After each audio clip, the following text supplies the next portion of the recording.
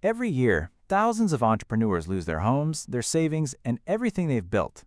Not because their business failed, but because they chose the wrong legal structure before they even opened their doors. That one decision, made early on, can either protect you or cost you everything. In this video, you're going to learn exactly how different business structures work, what they mean for your taxes, and how they determine how much personal risk you're actually taking on.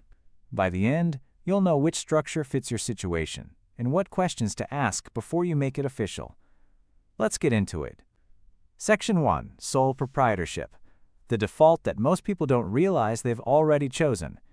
Here's something that surprises a lot of first-time entrepreneurs. If you start selling a product or service without registering any kind of formal business entity, you've already chosen a business structure. It's called a sole proprietorship, and it happens automatically. A sole proprietorship is the simplest and most common form of business ownership. There's no paperwork required to form one, no registration fees in most states, and you report your business income directly on your personal tax return using what's called a Schedule C. Simple, right? But here's the catch, and this is the part people miss. As a sole proprietor, there is zero legal separation between you and your business.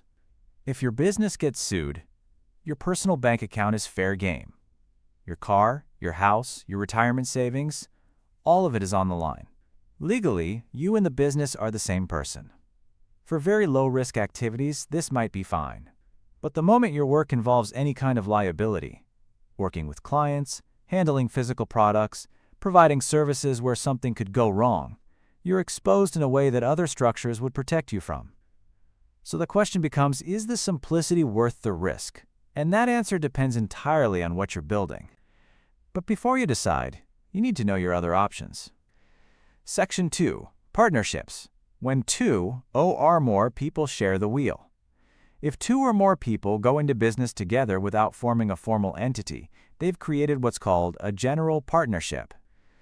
Like a sole proprietorship, it forms almost automatically, and both partners share equally in the profits, losses, and management of the business. But here's where it gets interesting and a little scary.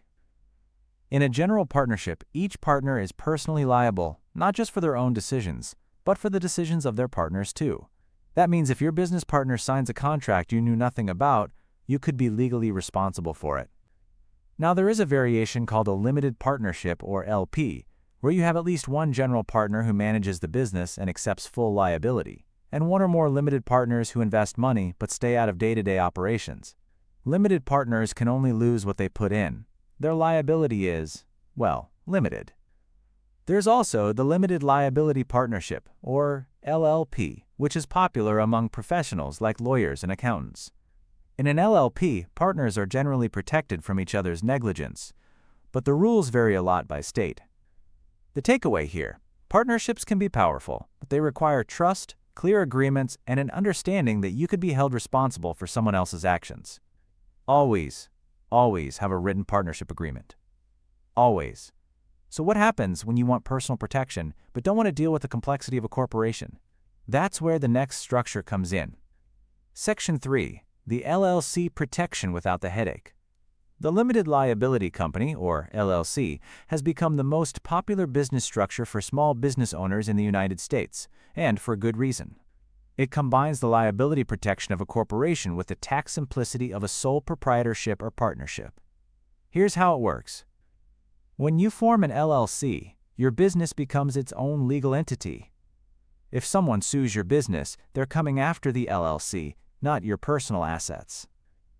That wall between you and the business is called the corporate veil, and it's one of the most valuable things a business structure can give you.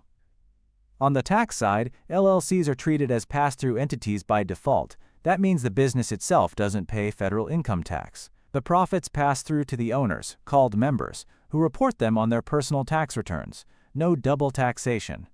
Now, there are some downsides. LLCs can be more expensive to set up than a sole proprietorship, and you'll typically pay annual state fees to maintain one. Also, some states have specific taxes that apply to LLCs regardless of whether you made a profit. And here's a critical detail.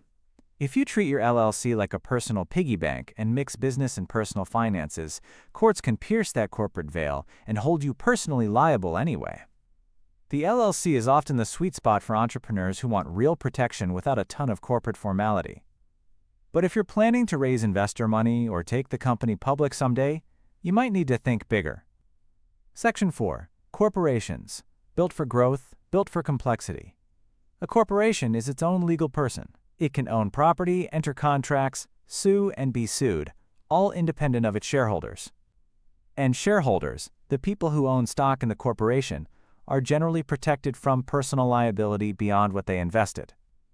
There are two main types most entrepreneurs encounter. The C corporation is the standard corporate structure. It can have unlimited shareholders, multiple classes of stock, and is the go-to if you want to attract venture capital or eventually go public. The downside?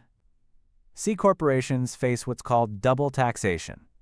The corporation pays taxes on its profits, and then shareholders pay taxes again on any dividends they receive. The S corporation is designed to avoid that. It's a pass-through entity like an LLC, but with stricter rules. Only up to 100 shareholders, all of whom must be U.S. citizens or residents, and only one class of stock. Many small business owners elect S-Corp status specifically to save on self-employment taxes. Running a corporation also means more administrative work, annual meetings, board resolutions, detailed record-keeping. It's not overwhelming, but it requires discipline. The trade-off is credibility, investor appeal, and a structure built to scale.